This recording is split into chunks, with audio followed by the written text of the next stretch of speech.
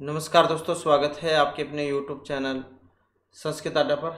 दोस्तों, आज की जो वीडियो इसमें हम करने वाले हैं, जो आपका हरियाणा में टीचर एलिजिबिलिटी जो टेस्ट है TTPH वाला जो आगे जो आपके जोन में होगा, तो आपके एग्जाम के लिए महत्वपूर्ण क्वेश्चन आज की वीडियो में हम यहाँ पर करने वाले हैं, जिसमें आपका सरस्वती जो द्वितीय भाग है। तो हमारी लास्ट बुक है, ये आपकी जब बुक कंप्लीट हो जाएगी तो आपके एग्जाम के लिए महत्वपूर्ण क्वेश्चन या आज की वीडियो में हम यहाँ पर करेंगे। तो जिसमें सुखनाश उपदेश या लेसन या हमारा रहेगा। इसके अलावा जो और लेसन है उसको भी हम इसके बाद में करेंगे। और एग्ज़ाम की दृष्टि से महत्वपूर्ण है यहाँ पर लेसन है, क्योंकि महर्षि बाणभट्ट जो उनके द्वारा जो रचित है उसमें से है सुखनाश उपदेश कादम्बरी का ही भाग है। तो क्या कुछ घटना इसमें हुई थी तो वो हम देखेंगे, और यहाँ से आपके जो एग्ज़ाम है उसमें क्वेश्चन देखने को आपको जरूर मिल सकते हैं। और इनसे पहले वाली वीडियो अगर आपने नहीं देखी थी तो आपको या कुछ वीडियो इस वीडियो के अंत में मिल जाएगी, कुछ आई बटन पे मिल जाएगी, और सभी की सभी आपको प्लेलिस्ट में मिलेगी। तो एस्टेट 2024 के नाम से प्लेलिस्ट बनी हुई है, वहाँ पर जाकर आप देख लीजिएगा। कल वाली वीडियो आपको इस वीडियो के अंत में मिल जाएगी। तो जल्दी से अपने लेसन देख लेते हैं, क्योंकि हम यहाँ पर सिर्फ रिविज़न कर रहे हैं, इसलिए जल्दी से जल्दी जो आपको सिलेबस को हम रिवाइज करेंगे। महाकवि बाणभट्ट संस्कृत के सर्वाधिक प्रतिभाशाली गद्यकार हैं। इन्होंने कन्याकुब्ज कन्नौज के राजा हर्षवर्धन के जीवन पर हर्षचरित काव्य लिखा है। हर्षवर्धन का जो राज्यकाल है 606 से 648 ईस्वी तक रहा है, इसलिए बाणभट्ट का समय भी यही होना चाहिए। इनकी दो रचनाएं प्रसिद्ध है, हर्षचरित और कादम्बरी। अब ये तो वैसे तो जितना भी परिचय सारे महत्वपूर्ण हैं, क्योंकि महर्षि बाणभट्ट जो ये राजा हर्षवर्धन जो थे, इनके जो दरबारी कवि थे, जो थानेसर के शासक थे, जो कुरुक्षेत्र में है, और इनके जीवन चरित्र के ऊपर इन्होंने हर्षचरित काव्य लिखा था।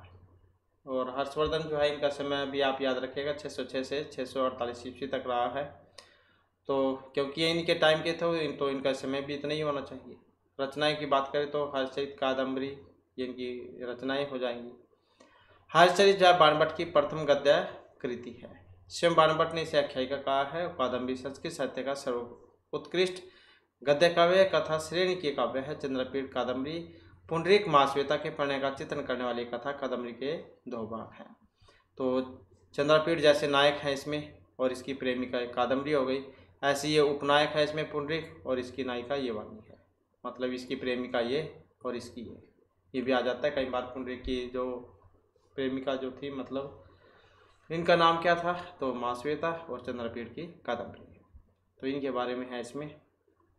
इसका कथानक जटिल होते हुए मनोरम है। इसमें कथा का प्रारंभ राजा शूद्रक के वर्णन से होता है। शूद्रक के यहाँ चंडाल कन्या वैशंपायन नामक जो सुख था उसको लेकर आती है।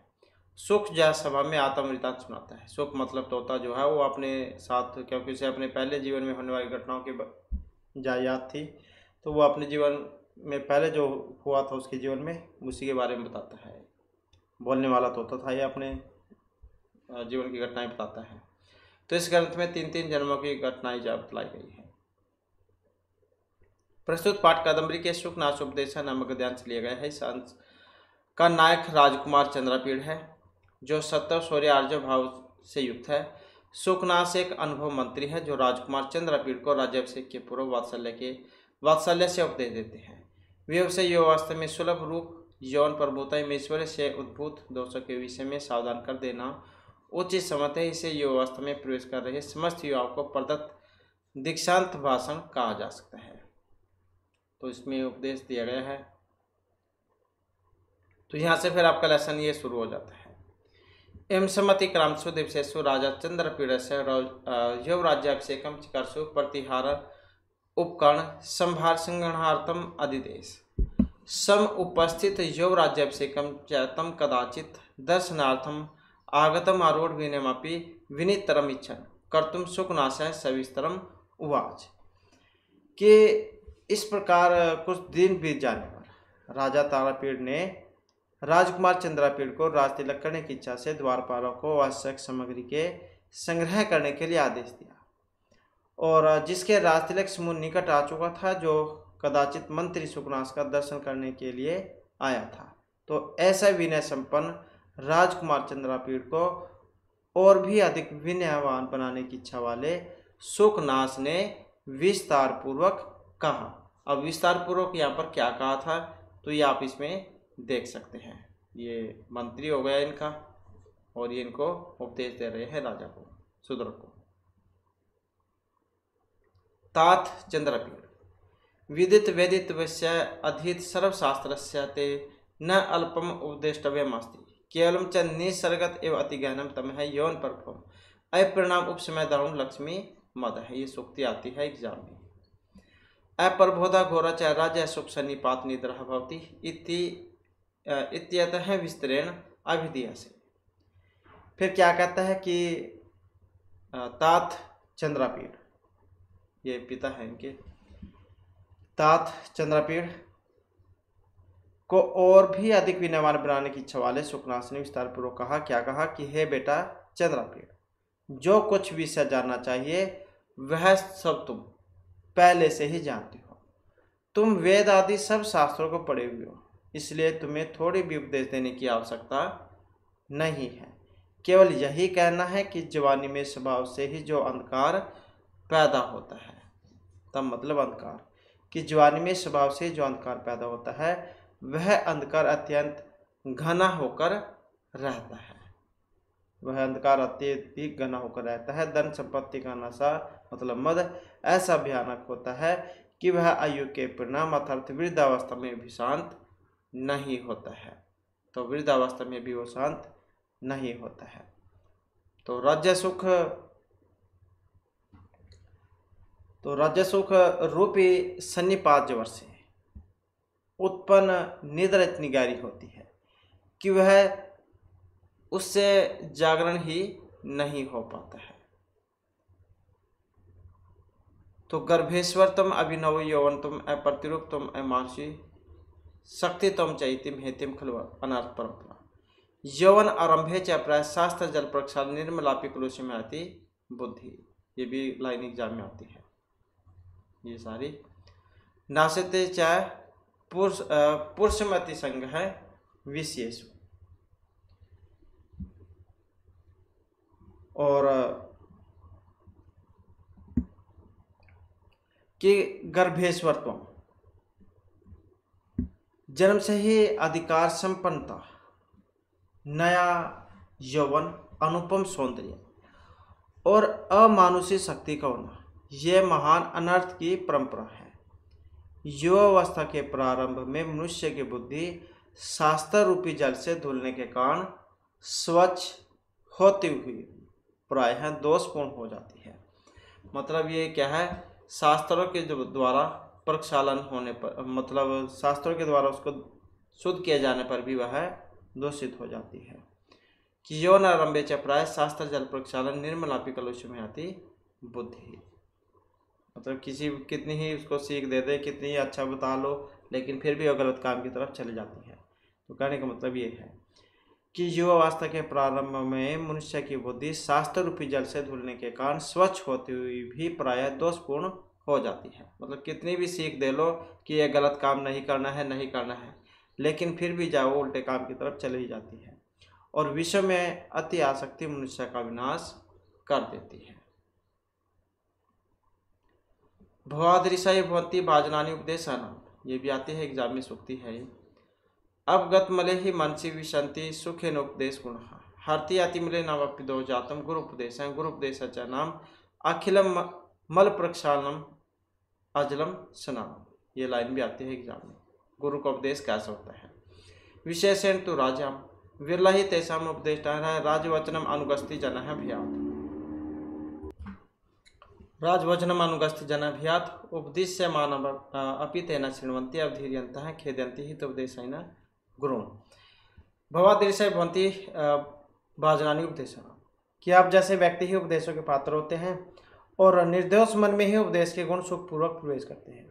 गुरु का उपदेश अत्यंत मलिन दोष समूहों को भी दूर कर देता है और गुरु का उपदेश संपूर्ण मलों को धोने में समर्थ जल रहित स्नान है। जैसे पानी से स्नान करने पर बाहर के सब मैल धुल जाते हैं, वैसे ही गुरु के उपदेश आंतरिक जो दोष है मैल उसको दूर करते हैं। और ये उपदेश राजाओं के लिए तो विशेष रूप से लाभकारी होते हैं, क्योंकि उन्हें उपदेश देने वाले बहुत कम लोग होते हैं और लोग प्रायः भय के कारण राजा के जो वचन हैं उनका अनुसरण करते हैं। किसके कारण? भय के कारण। उपदेश देते हुए विद्वान को भी वे सुनते नहीं हैं और वे हितकारी उपदेश करने वाले गुरुओं का तिरस्कार करते हुए उन्हें क्षीण कर देते हैं। मतलब गुरु के जो उपदेश है वो ऐसे होते हैं बिना नहाए हुए भी स्वच्छ करने वाले। पानी तो बाहर से साफ करता है, लेकिन जो उपदेश है वो आंतरिक जो मैल है उसको दूर करता है। इसके बाद है नेक्स्ट हमारा आलोक्य तो तावत कल्याणी भी निवेशी लक्ष्मी प्रथम नेह एव विधि में अपरिचितम यह जगति किंचित अस्थि यथेयम अनार्य लब्धापि खलु दुखेन परिपालित। ये सूक्ति भी आपके एग्जाम में आती है। परिपालता भी परिपाल्यते न प्रीचम रक्षते न विजनम इक्षते न रूपम आलोक्यते न कुल कर्म अनुवर्तते न शीलम पश्यति न वैदग्धम गण्यते न श्रुतम आकर्ण्यते न धर्मम अनुरुध्यते न त्यागम आदरीयते न विशेषज्ञता विचार्यति न चारम पाल्यति न सत्यम बुध्यते पश्यते एव नश्यति सरस्वती परिगृहीतम न लिंगते जन्म गुणवंतम न स्पृश्यति सुजनम न पश्यति सुरम कंटकमी परिहरति दातारम तुह स्वप्नम इव न समर्ति विनीतम न उपसर्पति तृष्णाम संवर्धयति लघिमानम अपाद्यति एवं विद्या अपि च अन्य कथमपि दैवसेन परिगृहीता विकल्पः भवन्ति राजानः सर्वविनयाधिष्ठातानां च गच्छन्ति। आलोक्य तो तावत् के है जो चंद्रपीठ, तुम कल्याण के लिए प्रयत्नशील हो, इसलिए पहले लक्ष्मी को ही विचार करके देखो। इस जैसे अपरिचित संसार में अन्य कोई वस्तु नहीं, जैसे कि यह अनार्य लक्ष्मी है, यथयम अनार्य। इस लक्ष्मी को प्राप्त कर लेने पर भी इसका महाकष्ट से पालन करना पड़ता है। लक्ष्मी धन दौलत आपने देखा भी होगा, पहली तो बात ये प्राप्ति नहीं होती, और जो किसी को मिल भी जाती है तो ये डर लगा रहता है कहीं इसको चोर ना चुरा ले, कहीं ये हो ना जा, तो बहुत सारे डर भी रहते हैं। तो महाकष्ट से पालन मत करना पड़ता है। और यह लक्ष्मी न परिचय की परवाह करती है, न कुलीन को देखती है, न सौंदर्य को देखती है, न कुल परंपरा का अनुगमन करती है, न सच्चरित्र को देखती है, न कुशलता मतलब पांडित्य की परवाह करती है, न शस्त्र ज्ञान को सुनती है, न धर्म से रोकती है, और न त्याग को आदर देती है, और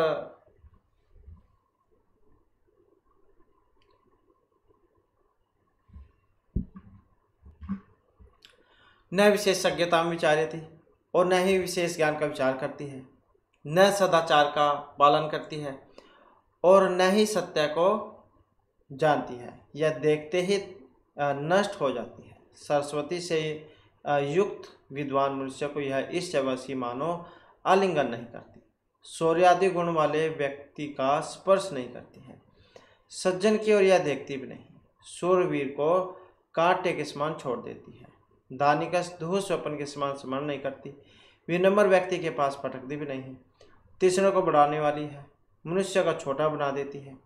तो ऐसे दुराचारणी इस लक्ष्मी के द्वारा जैसे तैसे भाग्य के कारण पकड़े गए राजा लोग अत्यंत व्याकुल बने रहते हैं और सब प्रकार के दुराचारों के निवास स्थान को ये प्राप्त करती है। अपरे तो स्वार्थ निष्पादन अपरे दोषानापि गुण पक्ष मध्य आरोप्यति भी परतान कुशले धूर्तै प्रतार्यमाण वित्तम दत्तम चित्तः सर्वजन उपास्यताम उपायन्ति न मानयन्ति मान्यान् जरा वैकल्प्य परलपितम इति पश्यन्ति वृद्धोपदेशम कोप्यन्ति हितवादिने सर्वथा तम अभिनन्दन्ति तम संवर्धन्ति यत् तस्य वचनं शृण्वन्ति तम बहु मन्यते यह अहर्निशम् अनवरतम विगतानि कर्तव्य है स्तौति यह वा महात्म्यम उद्भावयति। अप्रेतु मतलब कुछ राजा लोग तो स्वार्थ सिद्ध करने में तत्पर, दोषों में गुणों को आरोपित करने वाले, ठग विद्या में अति निपुण, दुर्त बुद्धि लोगों के द्वारा ठगे जाते हुए, धन के मद से उन्मत्चित वाले होकर सब लोगों की हंसी के पात्र बनते हैं। तो क्या है, सब लोगों की हंसी के पात्र बनते हैं। वे मानवीय लोग का सम्मान नहीं करते, वृद्ध के उपदेश को यह मान कर देखते हैं कि या तो उनका बुढ़ापे में क्या है बड़बड़ाना है। बुढ़ापे में क्या है? बड़बड़ाना है।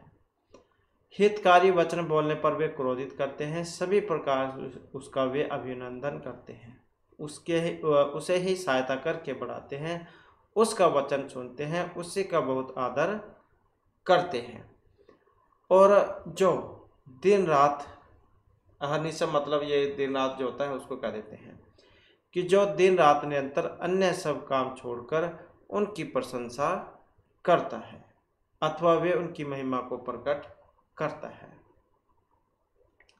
तदति कुटिल चेष्टा दारुणे राज्य तंत्र अस्मिन् महामोहकारिणी यौन कुमार है तथा प्रेत यथा न उपास्य जनई न निंदसे साधु भी न धिक्रिय से गुरु भी न उपलब्ध से सुहृद भी न वंच से धूर्तई न विडम्ब्य से लक्ष्म्य न क्षिप्य से विषय न प्रिय से सुखे।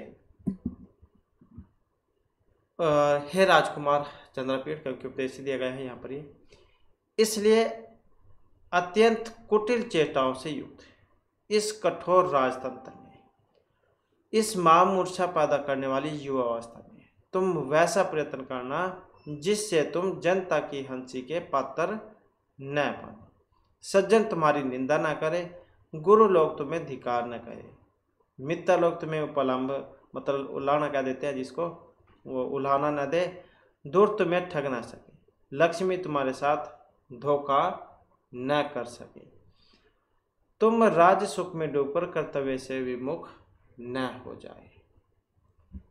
इदमेव च पुनः पुनः विधीय से विद्वान समापि सचेत समापि मां सत्वमपि अभिजातमपि धीरमपि प्रयत्नवंतमपि पुरुषम दुर्निमित्त खलु करोति लक्ष्मी इति वद अभिधाय उपसा।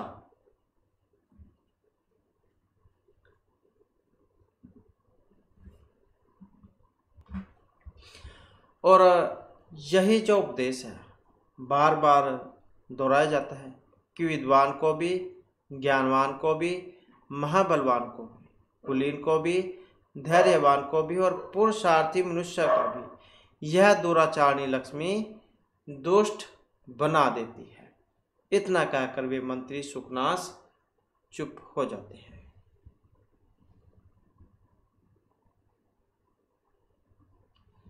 चंद्रपीढ़ है ताबी उपदेश वाग भी प्रलक्षित इव उन्मिलित इव स्वच्छकृत इव पवित्रीकृत इव उद्भाषित इव प्रति हृदय सभन आजगा। तो राजकुमार चंद्रपीढ़ इन उपदेश वचनों के कान मानो पूर्णतः धुले हुए से, मानो नींद से खुले हुए से, आंखों वाले से, मानो स्वच्छ हुए से, मानो पवित्र किए हुए से, मानो चमके हुए से, और प्रसन्न हृदय होकर अपने भंवर की ओर आ गई। तो इस प्रकार का ये लेसन है, यहाँ पर इनको उपदेश दिया गया है कि राज्य लक्ष्मी जो होती है इसके भाव में पढ़कर तुम कुछ भी गलत मत करना, क्योंकि लक्ष्मी जो है ये होती है ऐसी है, कभी तुम अपने राज लक्ष्मी में ही डूबे रहो और बाहर की तरफ तुम्हारा कोई ध्यान ही ना दे। इसके बाद इसके जो शब्दार्थ है वो आ जाते हैं। चिकर्सु है जैसे करने की इच्छा वाला, ये हिंदी में भी कई बार आ जाता है, पूछ लिया जाता है इसका मतलब क्या होता है चिकर्सु का, तो ये कह देते हैं करने वाला। कर्तुम इच्छु क्रिय धातु में सन और उ प्रत्यय होने पर बना है प्रथमा विभक्ति एक वचन में। विनय विशिष्ट नीति मतलब नीति समझ लो आप। प्रतिहारान द्वारपालों को, उपकरण संभार संग्रहार्थम आवश्यक सामग्री समूह के संग्रह के लिए, उपक्रियंते भी उपकरणानि उपकरणानाम संभार, उपकरण संभार षष्ठी तत्पुरुष में, उपकरण संभार से संग्रहार्थम उपक्रिय और लयुक्त में बना है उपकरण। संभार सम भ्री और घ धातु के होने पर बना है, सम उपसर्ग पर भ्री धातु घ प्रत्यय है। निसर्गत है स्वाभाविक रूप से। अपरिणाम उपसमय है, वृद्धावस्था में भी शांत न होने वाला। परिणाम उपसमय है, परिणाम उपसमय है, नए परिणाम उपसमय है, अपरिणाम उपसमय है न्याय तत्पुरुष समास में। ये इसका समास पद हो जाएगा। विदित वेदितव्य है, विदितम वेदितव्यम, येन आसौ वेदी विदित वेदितव्य है, तस्य बहुव्रीहि। विदात्मक होने पर बना है विदितम, विदर्तव्य होने पर वेदितव्यम। गर्भेश्वर तुम जन्म से प्राप्त प्रभुतम, गर्भथ एव ईश्वर है, गर्भेश्वर है, तस्य भाव है गर्भेश्वर। तो भवादृश्य है, आप जैसे ही, भवत दृश्य और कवि प्रत्यय के होने पर बना है प्रथमा एकवचन में। अपगत मलय का मतलब है दोष रहित होने पर। अपगत मल है यस्मात्, अपगत मलम तस्मै, पंचमी तत्पुरुष में। उपदेष्टार है मतलब उपदेश देने वाले। उपदेश और त्रिश प्रथमा विभक्ति बहुवचन में। अवधीर्यंत है तिरस्कृत करते हुए। अवधीर और अनिच होने पर बना है सत्रीय प्रथमा विभक्ति बहुवचन में। कल्याणी भी निवेशी ही, मंगल के अभिलाषी, या कल्याणे अभिनिवेष्टुम शीलम यस्य बहुव्रीहि। परिपाल्यते रखी जा सकती है। परिपाल और कर्मणि यक लट लकार प्रथम पुरुष एकवचन में। प्रपाल्यते भाग जाती है वेदग्ध्यम पांडित्य को। वेदग्धस्य भाव है वेदज्ञम, विदग्ध और से होने पर। अनुरुध्यते अनुरोध करती है। अनुरुद्ध लट प्रथम पुरुष एकवचन में। अवबुध्यते जान जाती है। न उपसर्पति समीप नहीं जाती, पार्श्व न गस्ती। संवर्धती बढ़ाती है। लंघ्य मानम अपाद्यति निमंता प्रदान करती है। लंघी मानम लघ है भाव है लघिमा, लघु में इमनिच होने पर बना है। तम अपाद्यति आ पद और अनिच लट लकार प्रथम पुरुष एकवचन में बना है। विकल्प विहवल या विकल्प मतलब अध्यारोप्यति आरोप्यध भी आरोपित करने वाले। प्रतारण कुशल ठगने में कुशल या निपुण चतुर कह देते हैं। तो प्रतारणेषु कुशलः प्रतारण कुशलः तई सप्तमी तत्पुरुष में। प्रतार्यमाणः ठगे गए। प्राय उपसर्ग पूर्वक त्रिधातु कर्मणि यक से यक प्रत्यय हो जाएगा और सानच प्रत्यय प्रथमा विभक्ति एकवचन में बना है। जरा विकल्प्य पर लपितम वृद्धावस्था की विकलता से निरर्थक वचन के रूप में जरसा वैकल्प्यम। जरा वैकल्यम षष्ठी तत्पुरुष मास में। तेन प्रलपितम। प्रयथा प्रयत्न करिए। प्रय उपसर्गपूर्वक यत धातु में लिंग लकार मध्यम पुरुष एकवचन में बना है। अभिजातम मतलब कुलीन को। अभिजन और कत के होने पर बना है अभिजातम तृतीय विभक्ति एकवचन में। प्रशस्तम जातम ये सस है अभिजात है। तम अभिजातम बहुब्रीहि समास में। अभिधि ऐसे कहा जा रहा है। अभिधा और यक होने पर लट लकार मध्यम पुरुष एकवचन में। खली करोतु दुष्ट बना देती है। न खलोम अखलोम अखलम खलम करोती इति। खल चवी क्री लट प्रथम पुरुष एकवचन में। उपसम चुप हो गई। उप सम लिट प्रथम पुरुष एकवचन में। प्रक्षालित इव पूर्णतः धोए हुए। प्रय उपसर्गपूर्वक शाल और कत होने पर प्रथमा एकवचन में। अहर्निशम मतलब दिन रात। उद्भाव्यति प्रकट करता है। उद्भू अनिच लट प्रथम पुरुष एकवचन में। न उपलब्ध से उलाहना न दिया जाए। न उपहस से जने लोगों के द्वारा उपवास के पात्र न बना। उपहस और यक लट लकार होने पर मध्यम पुरुष एकवचन में। उपहस से क्रिया में कर्मणि यक से यक प्रत्यय हुआ, इसलिए जनहा कर्ता के अनुक्त होने से अनुक्त कर्ता कर्तृकर्म में तृतीय से तृतीय विभक्ति हुई है। तो ये सूत्र भी आ जाता है कई बार तो एग्जाम में, जिसके योग में विभक्ति कौन सी होती है। तो ये इसका यहाँ पर जो है शब्दार्थ है। अभ्यास आ जाता है। अभ्यास में जो क्वेश्चन आंसर है वो आपके एग्जाम में क्या है पूछे नहीं जाएंगे। तो इसके बाद है विशेषण विशेष्य। विशेषण को विशेष्य के साथ यहाँ पर मिलान करना है। तो जैसे सम अतिकर्मसु है तो ये इसका बनेगा दिवसेषु।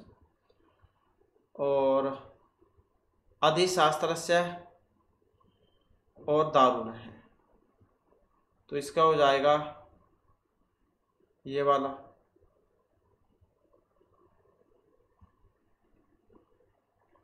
जैसे ये है यहाँ पर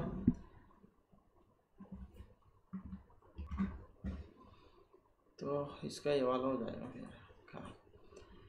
तो दारुण गा है, जैसे दारुण लक्ष्मी मद है। और गहनतम है यवन परफॉर्म। साचेतसम, इसका ये वाला हो जाएगा विद्वांसम। तो इनका मिलान हो जाएगा ये इस प्रकार से।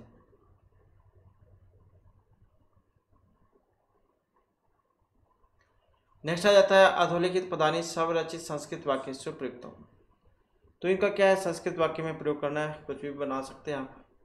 संग्रहार्थम है, जैसे सद्गुणानाम संग्रहार्थम सदा यत्न करणीय है। समुपस्थितम राजा समुपस्थितम सेवकम शस्त्रम आनेतुम आदि सब। विनय है, जैसे विद्या विनयम ददाति। परिणम्यति लक्ष्मी मदः सज्जनम अपि दुष्ट प्रभावेषु परिणम्यति। शृण्वन्ति है, अहंकारी न है राजा न है गुरुपदेशान न शृण्वन्ति। सप्रीस्ति है, जैसे लक्ष्मी गुणवंतम न सप्रीस्ति। और आगे फिर ये संधि है, संधि विच्छेद। तो संधि विच्छेद हो जाएगा एवातिगैनम है, ए प्लस में अधिगैनम, जो अतिरिक्त संधि है उसमें हो जाएगा। गर्भेश्वरत्वम है, गर्भ प्लस में ईश्वरत्वम, अरु में गुण हो जाएगा। गुरुपदेश है, गुरु प्लस में उपदेश है, अरु में वो गुण हो जाएगा। ही अयम, ही प्लस में अयम यण संधि में हो जाएगा, ही को या और गुण होकर। न अभिजनम, न प्लस में अभिजनम दीर्घ संधि में हो जाएगा। न उपसर्पति, अवरु में गुण हो जाएगा। इसके बाद आ जाता है यहाँ पर जो इसके प्रकृति प्रत्यय हैं। चिकर्षु है, जैसे सभी के सभी महत्वपूर्ण है क्योंकि आपके एग्जाम में ये प्रत्यय जा आएंगे। तो जैसे चिकर्षु है, इसमें क्री धातु जा उसमें बना है सन और उ प्रत्यय के होने पर। उपदेश तव्यम है, उप और दिस धातु में तव्यत प्रत्यय होने पर बना है। इक्स में इक्स धातु में ता प्रत्यय होने पर बना है। बुद्धते है, बुद्ध धातु है, इसमें ता होने पर बना है। उसमें लट लगा प्रथम पुरुष एक वचन में, क्योंकि आत्मनिपद वाले हैं बुद्धते भी और इक्स ये वाला भी। निंद से है, निंद धातु में ये भी आत्मनिपद वाले ही है। थास से, थास जो है ताज को से होता है, थास से सूत्र के द्वारा। उपशमम है, उपसर्गपूर्वक शम धातु में, और ये भी आत्मनिपदी है। ताको अड़ अतुसु सूत्र है जो ताको अड़ करता है, अड़ का शेष बचता है तो उसमें बनता है फिर ये लिट लकार में। और इस प्रकार से थे। नेक्स्ट आ जाता है हमारा यहाँ पर समास विग्रह करना है। अमानुषी शक्तित्व क्या बनेगा इसका, न मानुषी शक्तित्व न तत्पुरुष समास में। अत्य संघ है, अतिशयन आसंग है उपतत्पुरुष समास में। अनार्य न आर्य न तत्पुरुष समास में। इसी प्रकार है यहाँ पर स्वार्थ निष्पादन परई, स्वार्थस्य निष्पादनई परई तत्पुरुष समास में। अहर्निशम निशयम निशयम अव्यभाव समास में। वृद्धोपदेशाम वृद्धानाम उपदेश षष्ठी तत्पुरुष समास में। वैसे इनका समास हो जाएगा। रिक्त स्थान आपके एग्जाम में आएंगे नहीं। और उपदेश शब्द है यहाँ पर कैसे बनाए है, उपसर्ग पूर्वक अतिसर्जन अर्थकात दिस धातु घ प्रत्यय। उपसर्ग पूर्वक दिस धातु में घ प्रत्यय के होने पर बना है उपदेश।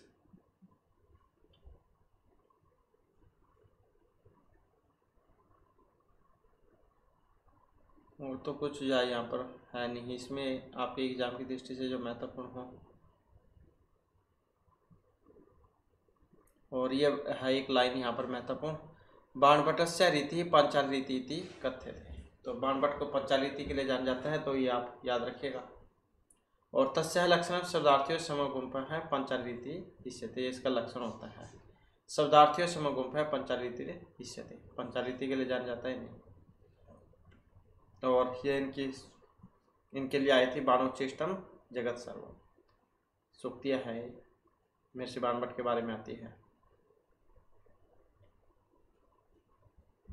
इसके बाद ये तो महत्वपूर्ण है, ये हो जाती है। फिर जैसे धनपाल की है तिलक मंजरी, कई बार जिनके द्वारा जो रचनाएं लिखी गई उनके बारे में आ जाता है।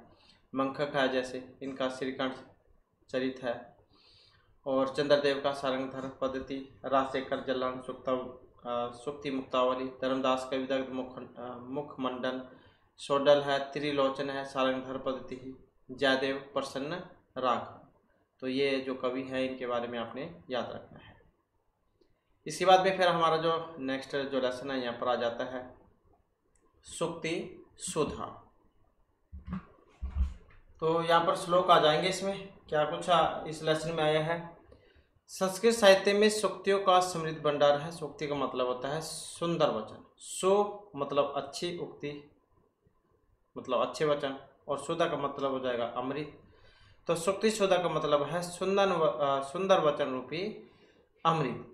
पाठ में पंडित राज जगन्नाथ, महाकवि माघ भारवी, प्रसिद्ध नाटककार भवभूति और महाकवि भर्तृहरि की सूक्तियाँ संकलित हैं। तो ये महत्वपूर्ण हो जाता है क्योंकि एग्जाम में जो आपको इनमें से देखने को जरूर मिल सकते हैं। ये सूक्ति आज भी हमारे जीवन के लिए उपयोगी, बहुमूल्य उपयोगी और पथ प्रदर्शक है। विभिन्न विषयों से संबंध सूक्तियाँ निश्चित रूप से छात्रों के लिए उपयोगी सिद्ध होंगी। प्रस्तुत पाठ के प्रथम, द्वितीय, तृतीय श्लोक के रचयिता पंडित राज जगन्नाथ, चतुर्थ श्लोक के महाकवि माघ, पंचम श्लोक के भवभूति और छठे श्लोक के महाकवि भारवी और सातवें के 8वें, 9वें, 10वें, 11वें और 12वें श्लोकों के रचयिता महर्षि भर्तृहरि है। तो जैसे पहला आया था इसमें श्लोक, अस्ति यद्यपि सर्वत्र नीरजराजितम रमते न मरालस्य मानसम मानसम बिना। इसका अन्वय करेंगे तो कैसे बनेगा। यद्यपि जो यहाँ से शुरू हो जाएगा ये, यद्यपि सर्वत्र नीरजराजितम, नीरम अस्ति, निर्जल को कह देते हैं, परंतु मरालस्य मानसम बिना न रमते, कि यद्यपि सभी जगह कमलों से सुशोभित जल होते हैं। मतलब सरोवर से लिया गया है यहाँ पर, कि यद्यपि सभी जगह कमलों से सुशोभित सरोवर होते हैं, परंतु हंस का मन मानसरोवर के बिना कहीं नहीं रमता है। परंतु हंस का जो मन है वो मानसरोवर के अलावा और कहीं नहीं लगता है। कहने का मतलब है कि सरोवर में भी जल होता है और कमल पुष्प में भी, परंतु उन सरोवरों का जल बरसात में गंदा हो जाता है, जबकि मानसरोवर का जल सदा ही साफ रहता है। इसलिए हंस मानसरोवर में ही क्रीड़ा करना चाहता है, साधारण सरोवरों में नहीं।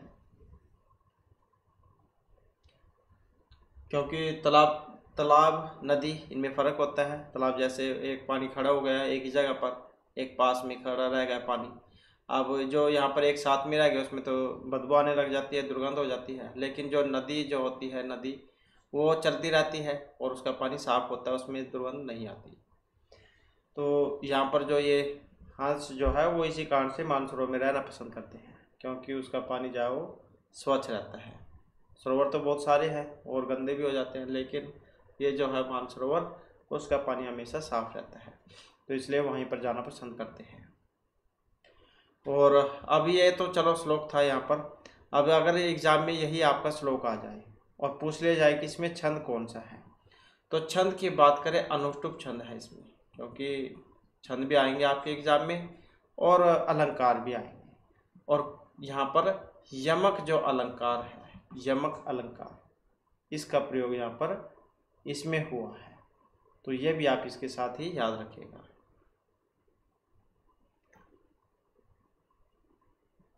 मानसम मानसम, यमक अलंकार और अनुष्टुप छंद। सबसे पहले गायत्री छंद होता है। गायत्री में 24 अक्षर होते हैं आपके, गायत्री, उष्णिक, अनुष्टुप, वृत्ति, पंक्ति, त्रिष्टुप, जगती। तो अनुष्टुप जो है ये वाला छंद है इसमें। अलग क्वेश्चन आ जाता है। अगला श्लोक हमारा यहाँ पर, निर्क्षीर विवेके हंसालस्यम तुम एव तनु से चेत विषव अस्मिन अधुना अन्य है कुलवर्तम पालिशति कहा। इसका भी जवाब अन्वय करेंगे। हंस चेत त्वम एव निर्क्षीर विवेके आलस्यम तनु से तरहि विषव अस्मिन अधुना अन्य का कुलवर्तम पालिशति, कि हे हंस, यदि दूध का दूध और पानी का पानी करने में तुम ही आलस दिखाओगे तो संसार में अब दूसरा कौन है जो कुल परंपरा का पालन करेगा। तो इनके बारे में कहा जाता है, हंस के बारे में, कि अगर दूध और पानी इनको अगर मिक्स करके उसके सामने रख दे तो वह दूध को पी जाएगा, पानी वहीं का वहीं रह जाएगा। मतलब ये जो क्वालिटी कह सकते हैं आप, ये हंस में होती है। वो दूध का दूध और पानी का पानी कर देता है। ये मुहावरा भी है, दूध का दूध और पानी का पानी करना। कि हे हंस, यदि दूध का दूध और पानी का पानी करने में तुम आलस्य दिखाओगे तो संसार में अब दूसरा कौन है जो इस कुल परंपरा का पालन करेगा। नेक्स्ट आ जाता है, और इसके बारे में भी देख लेते हैं हम।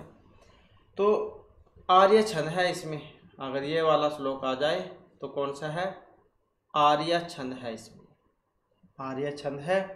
और अन्य उक्ति यहाँ पर अलंकार है, कौन सा, अन्योक्ति यहाँ पर इसमें अलंकार है। नेक्स्ट है हमारा, तावत कोकिल वीरसान याप्य दीपसान वन अंत नीवसन यावत मिलद अलिमाल है को अपीरसाल है सम उलसती। इसका भी जब हम अन्वय करेंगे, पंडित राज जगन्नाथ जो है उनका है कि हे कोकिल, हे कोकिल इसे हो जाएगा, उन्हीं का संबोधन किया गया है। हे कोकिल, वन अंतरे निवसन तावत वीरसान देवसान याप्य यावत को अपि मिलद अलिमाल है रसाल है सम उलसती। कि हे कोयल, इस वन में निवास करते हुए तब तक रसहीन सुख के दिनों को बिताओ, व्यतीत करो, जब तक कि कोई आम का वृक्ष जिस पर झुंड न बने हुए भौरों का समूह मंडराता हो वो सुशोभित होता है। तो जिस पर आम बोर ना आ गए हो तब तक कि तुम अपने दिनों को बिताओ। कि हे कोयल, इस वन में निवास करते हुए तब तक रसहीन रूखे दिनों को व्यतीत करो जब तक कि कोई आम का वृक्ष जिस पर झुंड बने हुए भौरों का समूह मंडराता हुआ हो सुशोभित होता हो। कहने का मतलब है कोयल की मधुर जो आवाज़ है सुनने के लिए अभी जो कान है वो आतुर रहते हैं, सभी के कान आतुर रहते हैं, परंतु कोयल हर समय नहीं कूकती, जब वसंत ऋतु आती है उसी समय कूकती है। तो आम के पौधे सुगंधित आम मजरी से जो मुड़ते हैं उसके पर भौर आ जाता है, तो उनकी सुगंध से आकृष्ट होकर भौरों का समूह गुंजार करता है और कोयल कूक उठती है। तो इस प्रकार का है, और इसमें भी आर्य छंद है, आर्य छंद है इसमें भी, और इसके साथ ही अनुप्रास जो अलंकार है उसका यहाँ पर प्रयोग इसमें हुआ है। नेक्स्ट आ जाता है, न आलंबते दृष्टिकताम न निषदति पौरुषे शब्दार्थो सत्कवीर इव दिव्यम विद्वान अपेक्षते। इसका भी जब हम अन्वय करेंगे तो ये उसमें से है, मेरी माँ के द्वारा जो शिशु पार्वत है महाकाव्य उसमें से। इसका भी जब अन्वय करेंगे तो विद्वान से शुरू हो जाएगा, यहीं से विद्वान से। विद्वान दृष्टिकताम न आलंबते, विद्वान दृष्टिकताम न आलंबते न पौरुषे सत्कवि ही इव शब्दार्थो द्वयम अपेक्षते। कि विद्वान मनुष्य न तो भाग्य का ही सहारा लेता है और न पुरुषार्थ के भरोसे ही रहता है। जो विद्वान व्यक्ति होते हैं वह न तो भाग्य का सहारा लेता है और न पुरुषार्थ के भरोसे रहता है, वह तो दोनों का आश्रय लेता है। जिस प्रकार से कोई श्रेष्ठ कवि शब्द और अर्थ दोनों का आश्रय लेकर सुंदर कविता का निर्माण करता है। कि जो विद्वान है, विद्वान व्यक्ति न तो भाग्य का सहारा लेता है और न ही पुरुषार्थ का, वो तो दोनों का ही आश्रय लेता है। जैसे एक अच्छा कवि जो होता है शब्द और अर्थ दोनों के सहारे, दोनों का आश्रय लेकर सुंदर कविता रचता है। और इसमें जो है उपमा अलंकार हो जाएगा, उपमा है इसमें उपमा अलंकार, और अनुष्टुप छंद है इसमें, अनुष्टुप छंद है। इसके बाद है, न किंचित अपि कुर्वाण है सौख्य दुखानी उपहति तत् तस्य किमपि द्रव्यम यही यस्य प्रिय है जन है। इसका भी जब हम अन्वय करेंगे तो अन्वय हो जाएगा, यही यस्य प्रिय जन है तत् तस्य किमपि द्रव्यम किंचित अपि न कुर्वाण है सौख्य दुखानी अपहति। कि जो जिसका प्रियजन होता है, जो जिसका प्रियजन होता है वह उसके लिए कोई वस्तु होता है, मतलब बहुमूल्य होता है। जो जिसका प्रियजन है वह उसके लिए बहुमूल्य होता है और वह कुछ भी न करता हुआ सुख के द्वारा दुखों को दूर कर देता है। तो अच्छे जो व्यक्ति हैं, प्रियजन, उनकी बात हुई है यहाँ पर कि जो जिसका प्रियजन होता है वह उसके लिए बहुमूल्य होता है। वह कुछ भी न करता हुआ अपनी उपस्थिति मात्र से ही सुखों के द्वारा दुखों को दूर कर देता है। अच्छा मित्र जो होता है वो दूसरे के ऊपर कोई आँच नहीं आने देता, कहने का मतलब है यहाँ पर। नेक्स्ट आ जाता है हमारा यहाँ पर श्लोक,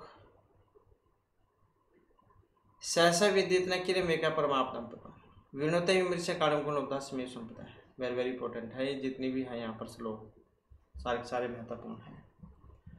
तो इसका भी अन्वय करेंगे। सहसा क्रिया में विधित है यद अविवेका परमाप्तम पदम होती संपदा गुण लब्धा भवन्ति अतः समय भी मृष्य कारण विनुते, कि मनुष्य जो है उसको कोई भी काम अचानक जल्दबाजी में नहीं करना चाहिए, बिना सोच विचार के कोई काम नहीं करना चाहिए, क्योंकि विवेकहीनता घोर विपत्तियों का स्थान होती है। क्योंकि विवेकहीनता घोर विपत्तियों का स्थान होती है, मुसीबत कठिनाई का स्थान होती है और संपत्तियां गुणों की लोभी होती है। इसलिए सोच विचार कर कार्य करने वाले मनुष्य को स्वयं ही वे चुन लेती है कि मनुष्य को अचानक ही बिना सोच विचारे बिना सोचे समझे कोई भी काम नहीं करना चाहिए, क्योंकि विवेकहीनता घोर विपत्तियों का स्थान होती है। अगर सोचे समझे आप कोई काम करोगे तो आप मुसीबतों में घिर जाओगे। संपत्तियां गुणों की भी लोभी होती है, इसलिए सोच विचार कार्य करने वाले मनुष्य को वे स्वयं ही चुन लेती है। तो ये उसमें भी आता है, उसमें भी आपने हिंदी में भी मुहावरे भी आते हैं इसके ऊपर, तो कि बिना विचारे जो करे सो पाछे पछताए, ये वाली सूक्ति भी वह भी आती है मुहावरा, कि बिना जो विचार करके कोई काम करता है उसे बाद में पछताना पड़ता है। तो कहावत भी है ये हिंदी में। तो मनुष्य को सोच विचार करके ही काम करना चाहिए, बिना सोचे समझे कार्य करने से घोर जो विपत्ति उनका सामना करना पड़ता है। तो मनुष्य संपत्ति पाने के लिए कार्य करता है और संपत्तियां वो गुणों के पीछे चलती हैं। गुणवान मनुष्य विवेक पूर्वक कार्य करता है और संपत्तियां भी ऐसे विचारशील मनुष्य के पास स्वयं दौड़कर आती है। तो ये सूक्ति आती है एग्जाम में। छंद की बात करें तो आर्य छंद हो जाएगा यहाँ पर, इसमें आर्य छंद है और अर्थांतर न्यास अलंकार है इसमें। अर्थांतर न्यास जो है ये वाला अलंकार है। नेक्स्ट है स्वायत्तम एकांतम गुणम विधात्रः विनिर्मितम छादनम ज्ञातायः विशेषतः सर्वविधाम समाज विभूषण मौनम पंडितानाम। तो इसका भी जब हम अन्वय करेंगे तो विधात्र से हो जाएगा यहाँ से, विधात्र स्वायत्तम एकांत गुणम अज्ञतायः छादनम मौनम विनिर्मितम विशेषतः सर्वविधाम समाजे पंडितानाम विभूषणम अस्ति, कि विधाता ने स्वतंत्र अद्वितीय गुण वाला अज्ञान को ढकने वाला मौन नाम का एक गुण बनाया है। विशेष रूप से विद्वानों की सभा में तो यह मौन उसका आभूषण भी बन जाता है। कहने का मतलब है जैसे विद्वानों की सभा है या कहीं पर 4 व्यक्ति बैठे हुए हैं और एक उनमें मूर्ख बैठा है, तो तभी तक चारों विद्वान माने जाएंगे जब तक एक उनमें से अपना मुख नहीं खोल देता। जौन सा यहाँ मूर्ख है और जैसे कुछ बोलेगा तो उसका पता लग जाएगा कि यह मूर्ख व्यक्ति है। तो अगर वो व्यक्ति तभी तक छुपा रहेगा जब तक कुछ बोल नहीं देता। जैसे एक पेड़ है, एक पेड़ पर कौवे भी बैठे हुए हैं और कोयल भी बैठे हुए हैं। दूर से देखने में एक जैसे लगते हैं, दोनों का कलर ब्लैक है, काले रंग के होते हैं दोनों। और जैसे ही कौवा कां करेगा तो पता लग जाएगा कि ये वाला कौवा है, ये वाली कोयल है। तो ऐसे भी आप इसको समझ सकते हैं कि विधाता जो है भाग्य भगवान, उन्होंने स्वतंत्र अद्वितीय गुण वाला ज्ञान को ढकने वाला मौन नाम का एक आभूषण बनाया है, गुण बनाया है। विशेष रूप से विद्वानों की सभा में तो यह मौन मूल का आभूषण बन जाता है। ये आप उसमें भी एक सूक्ति भी आती है, या कहने का मतलब है एक लोकोक्ति भी है कि एक चुप सोना रहे ऐसे कह देते हैं। तो कई कई जगह पर ये चुप रहना जो है सारी मुसीबत को भी दूर कर देता है। एक चुप 100 सुख, ऐसी कहावत आती है हिंदी में। और छंद की बात करें तो उपजाति छंद है इसमें। उपजाति छंद, तो उपजाति छंद है इसमें। उपजाति छंद क्या होता है? इंद्र वज्रा और जो उपेंद्र वज्रा है, इंद्र वज्रा उपेंद्र वज्रा, उसका दोनों का मिश्रण होता है, इन दोनों का उपजाति।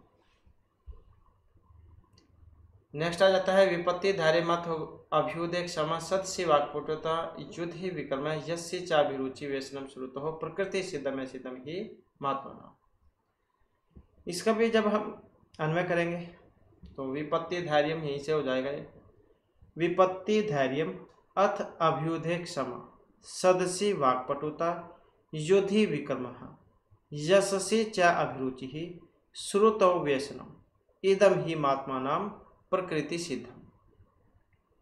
कि विपत्ति के समय धीरता, अधिक समृद्धि होने पर क्षमा, सभा में बोलने की चतुराई, संग्राम में पराक्रम, यश प्राप्त करने में इच्छा एवं वेद आदि शास्त्रों में आसक्ति, ये सभी गुण महापुरुषों में स्वभाव से ही होते हैं। कि विपत्ति के समय धीरता, धैर्य होना, अधिक समृद्धि होने पर क्षमाशील होना, सभा में बोलने की चतुराई, संग्राम में पराक्रम, यश प्राप्त करने में इच्छा एवं वेद आदि शास्त्रों में आसक्ति, तो ये सभी गुण जो है महापुरुष में स्वभाव से ही होते हैं। कहने का मतलब है ये भगवान की देन है, उनमें पहले से ही ये गुण भगवान के द्वारा भरे होते हैं। तो कुछ चीज़ें हैं जो व्यक्ति अपने आप अर्जित करता है और कुछ है जो भगवान से ही उन्हें मिलती है। नेक्स्ट आ जाता है पापात निवारयति योजते हिताय गुह्यम निगूयति गुणान प्रकटीकरोति आपदगतम च न जहाते ददाति काले सतमित्र लक्षणमिदम प्रवदन्ति संतः। और ये रह गया था, इसमें जो है दुर्त विलंबित छंद है, अगर आ जाए तो दुर्त विलंबित जा छंद यहाँ पर है इसमें। इसके बाद आ जाता है नेक्स्ट में अगर हम यहाँ पर इसका करें अन्वय तो यहाँ से शुरू हो जाएगा ये पापात निवार्यति से। यहाँ से पापात निवार्यति हिताय योज्यते गुह्यम निगुहति गुणान प्रकटीकरोति आपदगतम च न जहाति काले ददाति, ऐसे हो जाएगा ये। संतः इदम सतमित्र लक्षणम प्रवदन्ति, कि जो पाप करने से मित्र को रोकता है, पापात निवारयति, पाप करने से रोकता है, योज्यता ही चाहे अच्छे कर्म के लिए लगाता है, मित्र की गुप्त बात जो है उसको छिपाता है और उसके जो गुण है उसको प्रकट करता है और आपत्ति में पड़े हुए को भी नहीं छोड़ता और समय पड़ने पर धन के द्वारा भी सहायता करता है। तो सज्जन लोग ऐसे मित्र को जो है लक्षण बतलाते हैं, सज्जन लोग इसे ही अच्छे मित्र के लक्षण बतलाते हैं। अब अच्छा व्यक्ति कौन होगा? जो मुसीबत में साथ खड़ा रहेगा, अगर कोई दिक्कत आएगी, कोई मुसीबत आएगी, चाहे धन की है या किसी भी है, कैसी भी है, तो उसमें साथ देगा, यही होता है अच्छा मित्र। तो अब ये तो है नहीं कि जो सुख है उसमें तो साथ है और कल अगर किसी चीज़ की जरूरत पड़ी तो मना कर दे। तो अच्छे मित्र तो वही है जो सुख और दुख दोनों में साथ रहता है, क्योंकि सुख में तो सारे लग जाते हैं, व्यक्ति का पता तो दुख में ही लगता है कि उसका कौन अपना है कौन पराया है। वसंत तिल का छंद का प्रयोग यहाँ पर इसमें हुआ था, तो वसंत तिल का यहाँ पर इसमें छंद है। नेक्स्ट है मनसी वस्य काय पुण्य पुष्पुण्य स्त्री भुवन उपकार श्रेणी भी पुण्यंत है पर गुण परम अणुन प्रवर्तिकृत नित्यम निज हृदय विक्षंता संति संता कियंत है। इसका भी जब हम अन्वय करेंगे तो मनसी वस्य यहाँ से हो जाएगा ये मनसी वत्सी काय पुण्य पुष्पुण्य उपकार श्रेणी भी त्रिभुवनम पुण्यंत है पर गुण परम अणु पर्वतीकृत है निज हृदय विक्षंत है कियंत संत है संति। कि जिनके मन वाणी और शरीर में पुण्य रूपी अमृत भरा हो जिनके मन, वाणी और शरीर में पुण्य रूपी अमृत भरा हो और जो अपने उपकारों से तीनों लोगों को प्रसन्न करता हो और दूसरे के परमाणु समान अति सूक्ष्म कणों को सदा पर्वत के समान बहुत बढ़ा चढ़ाकर अपने हृदय में उनका विकास करता हो, ऐसे सज्जन इस संसार में कितने हैं। ऐसे तो बहुत ही विरले, ऐसे बहुत ही कम आपको देखने को मिलेंगे, ऐसे तो कोई ही विरला है। तो सारे के सारे कहने का मतलब है यहाँ पर भी कि व्यक्ति जो है दूसरे के बारे में जो सोचते हो ऐसे बहुत ही कम आपको देखने को मिलेंगे। हमेशा लोग जो है अपने दुख से दुखी नहीं है, दूसरे के सुख से दुखी है। बस दूसरे का दुख होना चाहिए, अपना तो चाहे सुख हो ना हो अपना, लेकिन दूसरे का बुरा जरूर होना चाहिए। ऐसे सोच वाले व्यक्ति आपको ज़्यादा देखने को मिलेंगे। तो जिसके मन, वाणी और शरीर में पुण्य रूपी अमृत भरा हो, जो अपने उपकारों से तीनों लोगों को प्रसन्न करता हो और दूसरे के परमाणु समान अति सूक्ष्म गुणों को सदा पर्वत के समान बहुत बढ़ा चढ़ाकर अपने हृदय में उनका विकास करता हो, तो ऐसे सज्जन संसार में कितने हैं। तो ऐसे तो कोई विरला ही आपको देखने को मिलेगा। नेक्स्ट आ जाता है यहाँ पर केयूर न भूषंति पुरुषम हार न चंद्रोज्वल न स्नानम न विलेपनम न कुसुम न अलंकृत मूर्धजः वाणी एक समलम करोति पुरुषम यह संस्कृत धार्यते श्यंते खलु भूषण भूषणम भूषणम। और ये भी रह गया। फिर यहाँ पर मालिनी था, इसमें छंद मालिनी छंद है इसमें। और इसका भी जब हम यहाँ पर अन्वय करेंगे तो यहाँ से हो जाएगा पुरुषम केयूराणी न भूषन्ति न चंद्र उज्ज्वला हारः भूषन्ति न स्नानम न विलेपनम न कुसुमम न अलंकृतः मूर्धजा भूषन्ति एक वाणी ही या संस्कृत धार्यते स पुरुषम समलं करोति भूषणानि खलु सत्यम क्षीयन्ते वाग्भूषणम भूषणम। जो मनुष्य है मनुष्य को बाजूबंद सुशोभित नहीं करते हैं, चंद्रमा के समान उज्जवल हार भी सुशोभित नहीं करते हैं, न स्नान करने से, न चंदन आदि का लेप करने से, और न पुष्प माला धारण करने से, और न ही सिर के सजे धजे बालों से मनुष्य सुशोभित होता है। एक वाणी ही जो संस्कार पूर्वक धारण की गई हो मनुष्य को सुशोभित करती है। संसार के जो अन्य सभी आभूषण है वो जल्दी ही खराब हो जाते हैं, नष्ट हो जाते हैं, लेकिन जो वाणी रूपी जो आभूषण है वही हमेशा रहने वाला होता है। सत्यम वाग्भूषणम भूषणम। तो कहने का मतलब है जो व्यक्ति के गुण है, बोलचाल है, वही व्यक्ति के साथ जाती है, बाकी और सब कुछ इसी पृथ्वी पर रह जाता है। तो वाणी जो है, वाणी ही एक ऐसी चीज़ है जो व्यक्ति को अपने पास भी लगा लेती है और अपने से दूर भी कर देती है। कह देते हैं कि एक वाणी जो है बात वो महाभारत भी करा देती है। तो सब बोलचाल का ही फर्क है। नेक्स्ट आ जाता है यावत स्वस्थमिदम कलेवर गृहम यावत च दूरे जराः यावत च इंद्रिय शक्ति प्रतिहता यावत क्षय न आयुष है आत्म शिरेशी तावत ए विदुषा कार्य प्रयत्न महा प्रदीप्ते भवने च कुपकनम प्रति उद्यमम कीदृश है। और ये भी रह गया। तो और इसमें जो है शार्दुल विक्रीडित छंद है, शार्दुल विक्रीडित छंद है इसमें।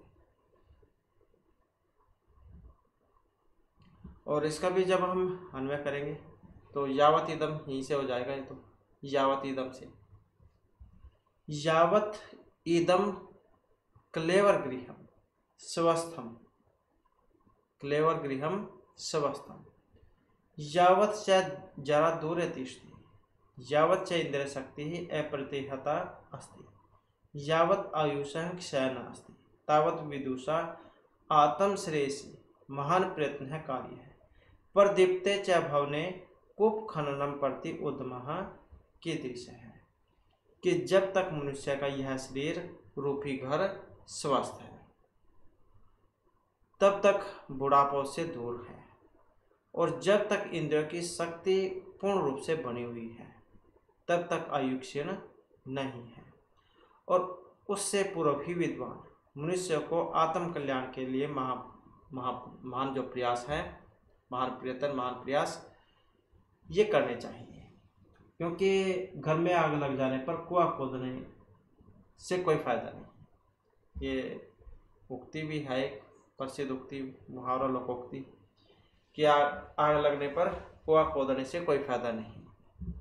कोई भी मुसीबत है उसका बारे में पहले सोच विचार कर लेना चाहिए कि अगर आगे ऐसा हो सकता है तो उससे कैसे उसका बचाव हो सकता है।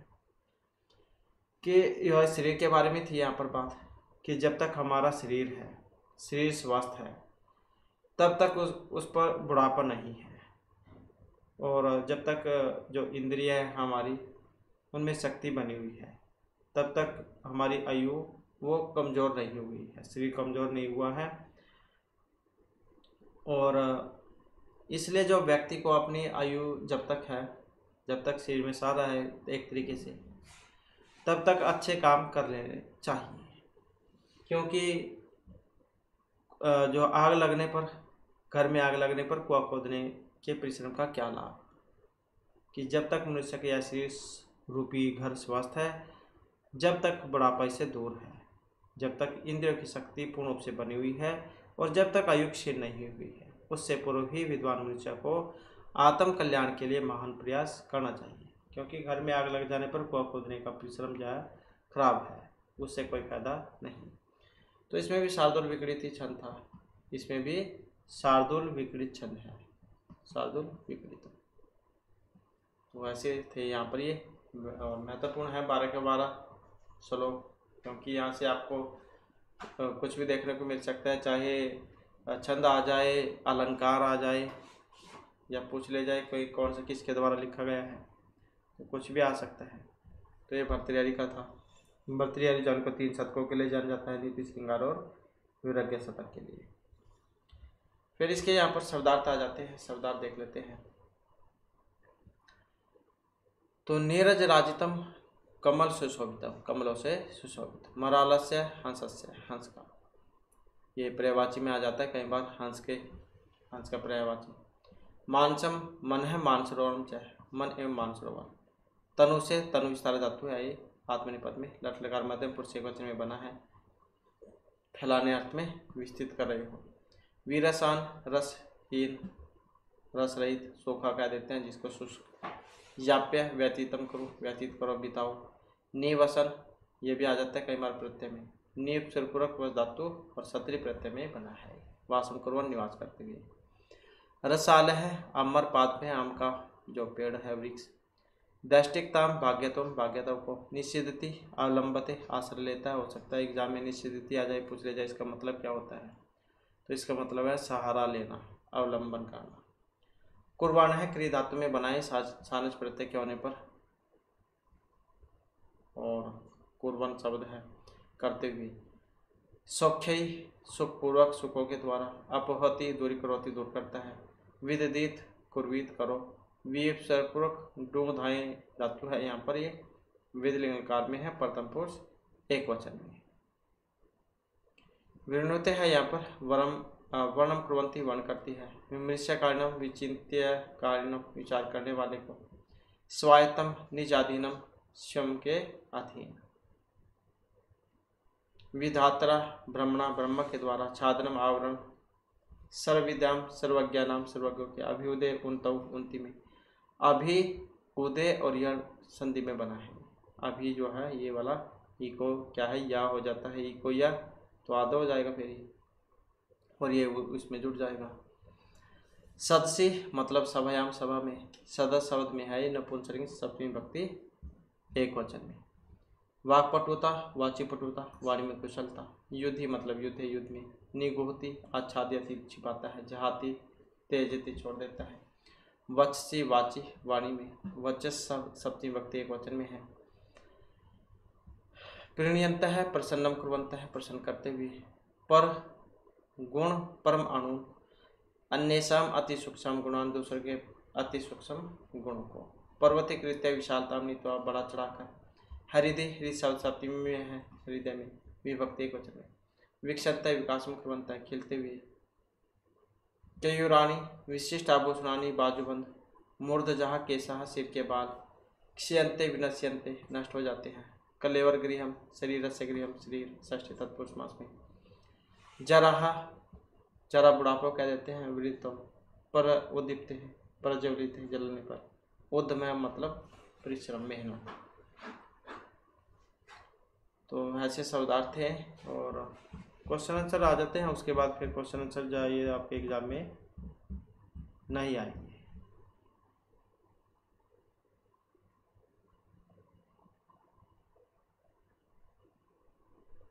इसके बाद है निम्नलिखित श्लोक अन्वय लिखित, ये भी नहीं आएगा आपके एग्जाम में। तो लिखित निम्नलिखित शब्द नाम अर्थ लिखित वाक्य प्रयोग करने तो वाक्य में प्रयोग करने हैं। वैसे तो आपके एग्जाम में ये आएगा नहीं, तो सिर्फ वैसे ही आप इसको याद रख सकते हैं। तो जैसे यहाँ पर आया है, इसमें निर्जम है, तो निर्ज मतलब कमल, सरसी निर्जम शोभते, रसाल है प्रांगण रसाला शोभते, पौरुष है सदा पौरुष कर्तव्य है, विमर्शा काण्य है जैसे, और विमर्शा काण्य कदापि पश्चाताप न प्राप्नुवन्ति, विचार करके करने वाले को बाद में पछताना नहीं पड़ता। जरा बुढ़ापा यावत जरा नायाति तावत आत्महितम कुरु, ऐसे है। इसके बाद आ जाता है यहाँ पर सार्थक मेलम क्रियता, इनका मिलान करना है यहाँ पर। तो जैसे मराल है, मराल किसको कहते हैं, हंस को कह देते हैं मरालस्य हंसस्य। वैसे किसी को पता नहीं है तो जो विभक्ति है ऐसी विभक्ति वाला देख लो आप, इसमें ये वाला है तो ये हो जाएगा इसका मरालस्य मतलब हंसस्य। अवलंबते अवलंबन करना मतलब आश्रय लेना, और अधुना अब सांप्रतम हो जाएगा इसका मतलब, ये भी वही है। विधात्रा मतलब ब्राह्मण से लिया गया यहाँ पर, इसका मतलब पर्वतीकृत्य मतलब विशदीकृत्य, विशदीकृत्य। नीरजम निर्जम मतलब कमलम। रसाल है, आम का पेड़ जो होता है उसको क्या देते हैं, ये वाला हो जाएगा आम्रम। संपदा है, संपदा मतलब विभूतियाँ हैं, ये वाला हो जाएगा। और यशस्वी मतलब कृति, ये वाला हो जाएगा। तो इस प्रकार से जाए यहाँ पर इनका मिलान होगा। इसके बाद आ जाता है यहाँ पर विलोम, विपरीतार्थक विलोम उल्टे बताने हैं यहाँ पर। मूर्ख, मूर्ख का क्या बनेगा, विद्वान, ये विद्वान से। अप्रिय है, बस अ कट जाएगा प्रिय बन जाएगा। और पाप, पाप पुण्य है, ऐसे होता है। यौवनम जरा बुढ़ापा यौवन। उपेक्षते, अपेक्षते आ बन जाएगा इसका अपेक्षते, ऐसे हो जाएगा ये। नेक्स्ट आ जाता है संधि विच्छेद क्रियता, संधि विच्छेद करना है अब यहाँ पर। तो न अलंबते, अलंबित हो जाएगा बस ये अलंबते, न्याय तत्पुरुष समास में बन जाता है न, ये आ भी है न अलंबते। विषव अस्मिन अधुना अन्य है, तो विषव अस्मिन और यहाँ पर हो जाएगा अधुना, अधुना अन्य है। वेरी वेरी इंपॉर्टेंट है। को अपि, कह और अपि। च अभिरुचि व्यसन, तो च अभिरुचि, च अभिरुचि ही व्यसनम, ये वही है, ये कोई यण संधि वाला, ये दीर्घ वाला, ये यण वाला। चंद्र उज्ज्वला है, तो चंद्र गुण संधि में चंद्र और उज्ज्वला है, चंद्र उज्ज्वला है, और में अवगुण हो जाएगा इनका। इसके बाद आ जाता है यहाँ पर समास, जैसे नीरज राजितम, इसका निर्जयी राजितम बनता है। अली माला है का अली नाम, तो यहाँ पर हो जाएगा अली नाम माला यस्मिन से है। वाक पटुता है, वाची पटुता। चंद्र उज्ज्वला, चंद्र है इव उज्ज्वला, यह ते। अप्रतिहतः न प्रतिहतः, न्याय तत्पुरुष समास वाला, तो ना हो जाएगा इसका न प्रतिहतः। वाग्भूषणम, वाग एव आभूषणम, वाक एव आभूषण, वाणी रूपण, वाणी रूपी आभूषण। इसके बाद अधोलिखित विग्रह पदनाम समस्त पदानि रचित, तो इनके समस्त पद करने हैं। जैसे कुलस्य वर्तम, कुल वर्तम, वनस्य अंतरे वनांतरे, वन अंतरे वनांतरे वनांतरे। गुणनाम लब्धः, गुण लब्धः, तो यही हो जाएगा गुण लब्धः, गुण लुब्धः, गुण लुब्धः। और प्रकृत्या सिद्धम, प्रकृति सिद्धम, तो प्रकृति सिद्धम ऐसे हो जाएगा। उपकारस्य श्रेणी भी, तो क्या बनेगा उपकार श्रेणी भी, ये वाला कट जाएगा इसमें, उपकार श्रेणी भी ये हो जाएगा। आत्मनः श्रेयसी, तो क्या हो जाएगा आत्म श्रेयसी, ये कट जाएगा इसमें से आत्म श्रेयसी। इसके बाद है निम्नलिखित शब्देषु प्रकृति प्रत्ययनाम, ये विभाग करणीय। राजितम है, तो वेरी वेरी इंपॉर्टेंट है यहाँ पर ही प्रत्यय की दृष्टि से। राजितम है, राज शब्द में कत्वन पर बना है। दैष्टिकताम है, दैष्टिक में तल होने पर बना है। कुर्वाण है, क्रिय धातु है इसमें, क्रिय में सानच होने पर बना है। पट में तल होने पर बना है, पटुता। सिद्धम है, सिद्ध में कत होने पर बना है, किसमें सिद्ध, ये लगा लो, सिद्ध में कत होने पर। विमृश्य, विमृश और लय होने पर बना है विमृश्य, तो ऐसे हो जाएंगे। इसके बाद है अधोलिखित छंद है निर्दिष्टता, वेरी वेरी इंपॉर्टेंट है छंद। अस्ति यद्यपि, कौन सा है इसमें, यह आया था जैसे वो वाला तावत कोकिल है, समोलस्ती वाला।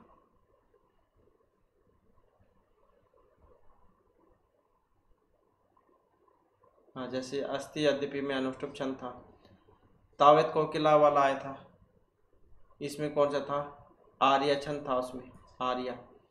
स्वायतम एकांतम मौनम पंडिता नाम, इसमें कौन सा था मौन पंडित वाले में उपजाति पढ़ा था हमने, उपजाति छंद। और विपत्ति धैर्य मत अभ्युदय क्षमा, वो वाला पढ़ा था हमने, तो द्वत विलंबित था उसमें, द्वत विलंबित। पापात निवार्य थी, ये पढ़ा था हमने इसमें। वसंतिल का छंद पढ़ा था, वसंतिल का। और केयूरण्य भूषणानी शार्दुल विक्रीड छंद पढ़ा था, शार्दुल विक्रीड। तो ऐसे हो जाएंगे, जो ऊपर आए थे वही थे। इसके बाद आ जाता है यहाँ पर अधोलिखित पंक्तिषु का अलंकार है, तो यहाँ पर अलंकार है, अलंकार भी हमने आपको बताए थे। शब्दार्थो सत्कवि युद्धम विद्वान अपेक्षते, कौन सा था इसमें उपमा अलंकार। वाग्भूषणम भूषणम, कौन सा था रूपक। निज हृदय विक्षंत है, संति संत की अंत है। अनुप्रास, रमते नामरालस्य मानसम मानसम, मानसम मानसम पढ़ा था हमने। यमक और यावत, ये वाला, तो इसमें पढ़ा था हमने अनुप्रास। तो ऐसे ये अलंकार बताने थे।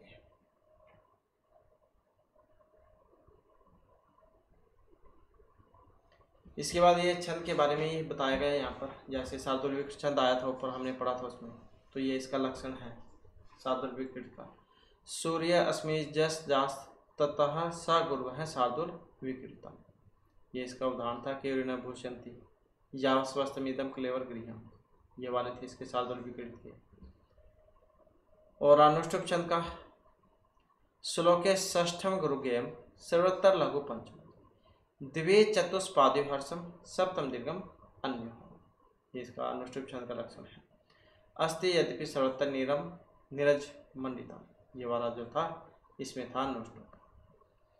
वसंतिल का उक्ता वसंतिल का तर्जा जगह होगा, ये लक्षण है इसका। पापात निवारित योजते ही ताई, ये है इसका उदाहरण।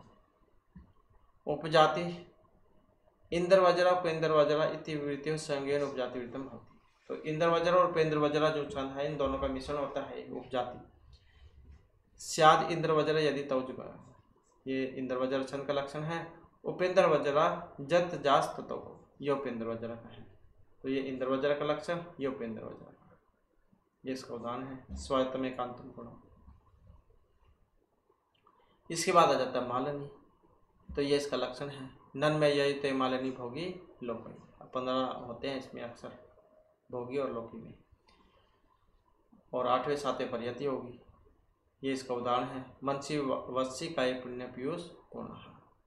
और इसके बाद आर्य है, यस्यः प्रथमे पादे 12 मात्रः तथा तृतीय भी, प्रथमे और तृतीय में 12 मात्रा, यस्यः प्रथमे पादे 12 मात्रः तथा तृतीय भी, अष्टादश द्वितीय और चतुर्थे 15 स आर्य। विषमात्रिक छंद है ये आर्य, क्योंकि इसके प्रथम और तृतीय में कितनी होंगी 12 मात्रा, दूसरे वाले में कितनी होंगी 18, और जो चौथा है इसमें कितनी होंगी 15। तो ये विषमात्रिक छंद है, जिसका उदाहरण है निर्सिरवे के ताव कोकिला है। तो आर्य छंद या गाया जा सकने वाला है, तो इसकी जो भी जिस प्रकार से गाया जा सकता है उसके अनुसार इसको अभ्यास करना चाहिए। क्यार्य छंद से विशिष्ट है लय गयता च भवति, तदनुसार आर्य गायन से अभ्यास करिए। और ये कुछ मुहावरे लोकोक्तियाँ थी। आग लगने पर कुआं खोदना, सबसे भली चुप, दूध का दूध पानी का पानी।